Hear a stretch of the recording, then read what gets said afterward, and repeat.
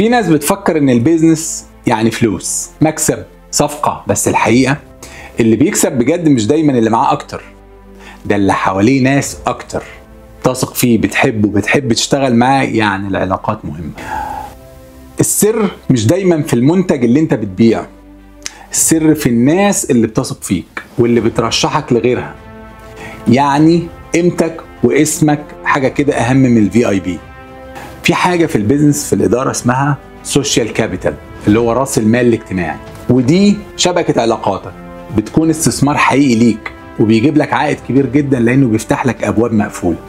العلاقات مش بس معارف، لا دي طاقة، دعم، سمعة بتسوق لنفسها. في دراسة في جامعة ستانفورد قالت إيه؟ إن رواد الأعمال اللي عندهم علاقات قوية بينجحوا أسرع وبيتعبوا أقل. شوف مثلا عندنا محمد الفايد، ما كانش أغنى واحد لكنه كان أذكى واحد في اختيار الناس، وبنى إمبراطورية كبيرة جدا، مش بس فلوس لكن بالثقة. ربنا قال لنا إيه؟ وجعلناكم شعوبا وقبائل لتعارفوا. يعني العلاقة قبل المعاملة والمصلحة.